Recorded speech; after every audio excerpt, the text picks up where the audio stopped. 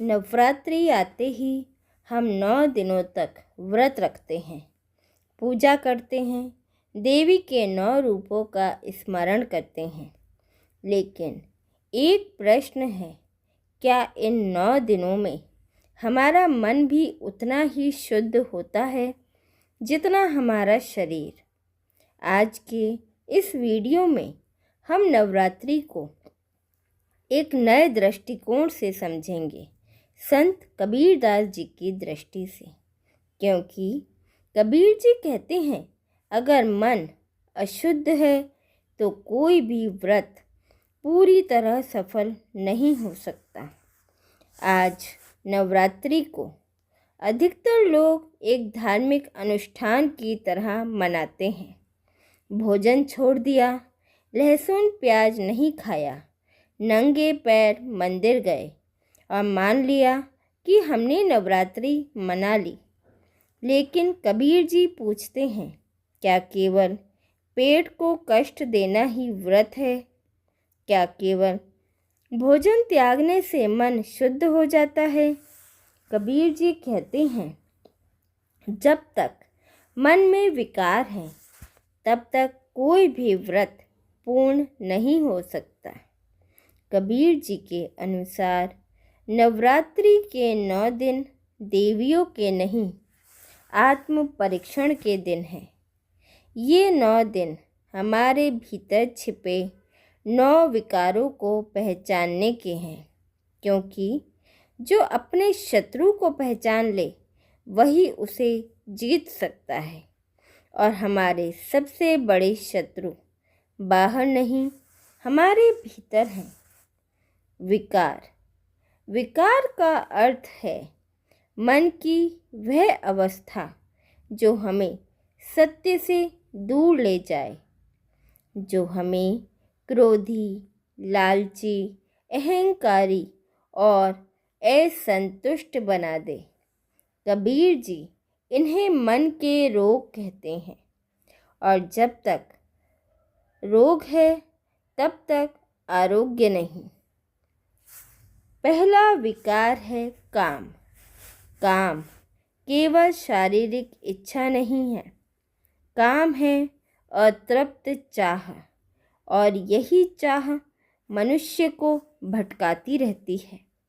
कबीर जी कहते हैं, जिसका मन काम में उलझा है वह कभी शांति नहीं पा सकता।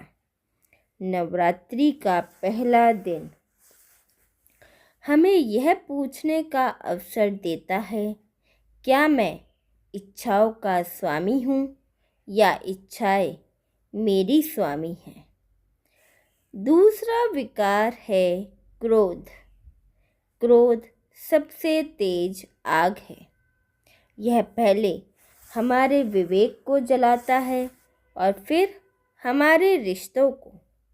कबीर जी कहते हैं, क्रोध में किया गया निर्णय हमेशा पछतावे को जन्म देता है।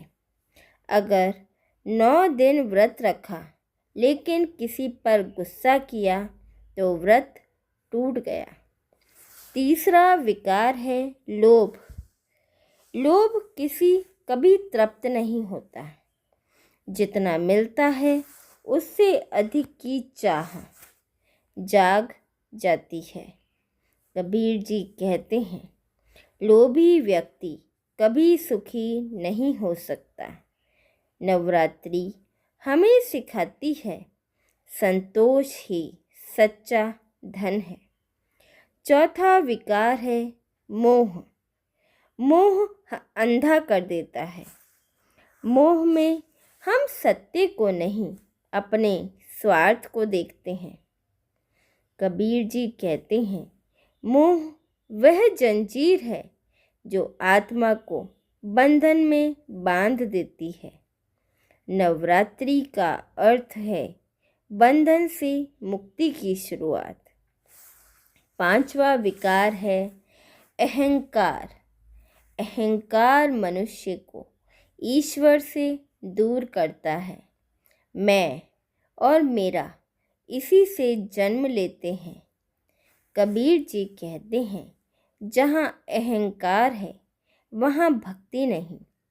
सच्ची नवरात्रि अहंकार के विसर्जन से शुरू होती है और शेष विकार हैं छठा विकार ईर्ष्या, सातवां विकार है द्वेष, आठवां विकार है भय और नवा विकार है अज्ञान। ये सभी मन के ऐसे अंधकार हैं जो हमें सत्य देखने नहीं देते। कबीर जी का स्पष्ट संदेश है, काम, क्रोध, मद, लोभ की जो लौ मन में खान, तब लौ पंडित मूर्खो, दोनों एक समान।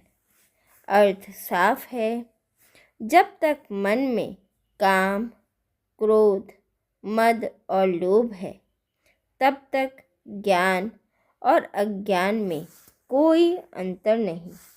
यही कबीर जी का आत्मयुद्ध है। असली व्रत क्या है? कबीर जी के अनुसार असली व्रत है विकारों का त्याग। असली पूजा है मन की सफाई और असली नवरात्रि है आत्म शुद्धि। अगर 9 दिन बाद आप थोड़े शांत, थोड़े सरल और थोड़े दयालु बन गए तो नवरात्रि सफल हुई। तो भाइयों और बहनों, नवरात्रि कोई त्योहार नहीं, एक अवसर है अपने भीतर झांकने का, अपने दोष पहचानने का और खुद से युद्ध करने का। क्योंकि जिसने स्वयं को जीत लिया उसने संसार जीत लिया। नवरात्रि कोई त्योहार नहीं, एक अवसर है अपने भीतर झांकने का, अपने दोष पहचानने का और खुद से युद्ध करने का। क्योंकि जिसने स्वयं को जीत लिया उसने संसार जीत लिया। अब मैं आपसे पूछना चाहती हूँ, आप किस विकार से सबसे ज़्यादा संघर्ष करते हैं?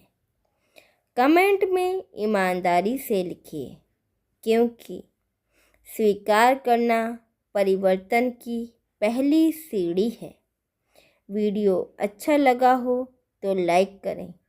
चैनल कबीरा लाइब्रेरी को सब्सक्राइब करना ना भूलें और इस संदेश को उन लोगों तक पहुंचाइए जो सच्ची नवरात्रि समझना चाहते हैं। हमारे साथ बने रहने के लिए धन्यवाद। सत साहिब।